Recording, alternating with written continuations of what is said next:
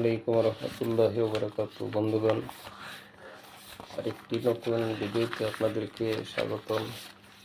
আজকে একটি রাজনৈতিক বিষয় নিয়ে আপনাদের সামনে সামান্য কিছু আলোকপাত করব। দেশ এখানে ক্রান্তিকাল অতিক্রম করতেছে। রাজনীতিবিদরা হতাশায়, বিরোধী দল বিশেষ করে বিএনপি নির্বাচনের জন্য সরকারকে চাপ সৃষ্টি করছে। এই অবস্থার মধ্যে বিভিন্ন রকমের প্রধান উপদেষ্টা বারবার রাজনীতিবিদদের সাথে একাধিক বৈঠক করছেন। উনি এক পর্যায়ে বলেছেন যে ভয়াবহ দুর্যোগের কবলে নিক্ষিপ্ত হয়েছে বাংলাদেশ। এ দুর্যোগ কোনো সাধারণ দুর্যোগ নয়, এটি একটি যুদ্ধ পরিস্থিতির মতো দুর্যোগ। আর এই সতর্কতা কোনো পলিটিশিয়ানের নয়, এই সতর্কতা স্বয়ং প্রধান উপদেষ্টা ডক্টর মোহাম্মদ ইউনূসের। এই সতর্কতা এতই আশঙ্কাজনক যে সেটি ইংরেজি ডেইলি স্টারের মতো পত্রিকা তাদের নিউজ লিড করেছে। গত 26শে মে সোমবার ডেইলি স্টার প্রথম পৃষ্ঠা নিউজ করেছে, we are in were like, যে আমরা একটি যুদ্ধ পরিস্থিতির মধ্যে আছি। রাজনৈতিক দল এবং সংগঠনের সাথে আলোচনার সময় প্রধান উপদেষ্টা আওয়ামী লীগ নিষিদ্ধের পর থেকে দেশে ও বিদেশে বিভিন্ন ষড়যন্ত্রের উল্লেখ করে বলেন, প্রধান উপদেষ্টা বলেন, এই পরিস্থিতি আমাদের এগিয়ে যাওয়ার পথে বাধা সৃষ্টি করেছে, ফলে সব কিছু ভেঙে পড়ার উপক্রম হয়েছে। এদিকে রাজনৈতিক দলগুলো ছোট ছোট দল যারা করেছে, বিশেষ করে বিপি নূর, নুরুল হক নূর, তারেক, এরাও বিদেশ থেকে ইউটিউবাররা বলছেন যে তারা রয়ের কাছে বিক্রি হয়ে গেছে। এটি খুবই একটি আশঙ্কাজনক কথা। এরা উদীয়মান রাজনীতিবিদ, এরা যদি এই সময়ে আন্তর্জাতিক ইসলাম বিরোধী শক্তি রয়ের কাছে টাকার জন্য বিক্রি হয়ে যায়, তাহলে এটা বিরাট হতাশার কারণ। এদিকে বিএনপির নীতি নির্ধারণী উপদেষ্টা সালাউদ্দিনকে নিয়েও অনেক ধরনের কথা আছে। যিনি নিজে থেকেই গুম হয়েছিলেন ভারতের রিসোর্টে থেকে, উনি রয়ের দ্বারা প্রশিক্ষণপ্রাপ্ত হয়েছেন।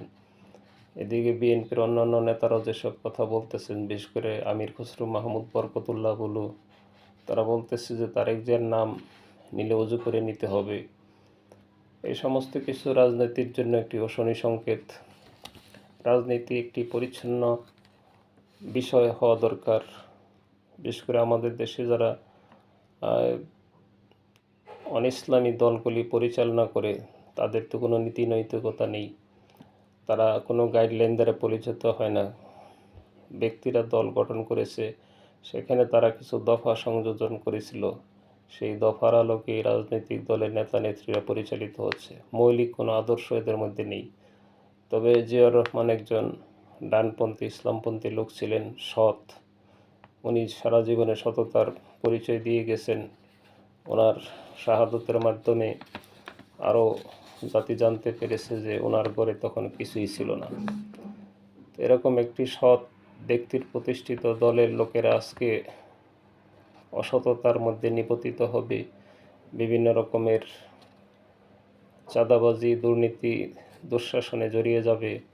এটি একটি ভয়ঙ্কর আশঙ্কা জাতির জন্য। আমরা আশা করব যে তারা অচিরেই তাদের পলিসি ঠিক করবে এবং ইসলাম পন্থার দিকে, ইসলামী কৃষ্টি কালচারকে তারা সম্মান দিবে এবং সেই আলোকে তাদের দলগুলি পরিচালিত হবে।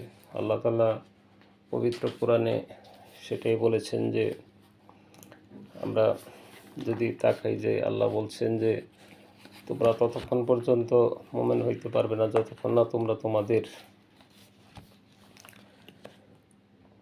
আল্লাহ সুন্দর করে বলেছেন, বিসমিল্লাহির রহমানির রহিম, লান তানালুল বিররা হাত্তা তুনফিকু মিম্মা তুহিব্বু ওয়া মা তুনফিকু মিন শাইইন ফাইন্নাল্লাহা বিহি আলিমুন। তোমরা প্রকৃত কল্যাণের অধিকারী হতে পারবে না যতক্ষণ না তোমরা আল্লাহর রাস্তায় সেসব জিনিস ব্যয় করবে যা তোমাদের খুব প্রিয় এবং পছন্দনীয়। আর যেসব জিনিস তোমরা ব্যয় করো, আল্লাহ সে বিষয়ে অবহিত।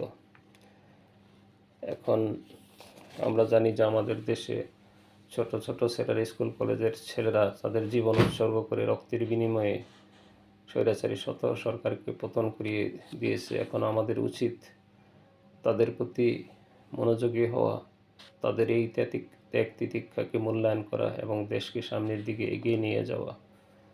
আল্লাহ আমাদেরকে তৌফিক দান করুন। আসসালামু আলাইকুম।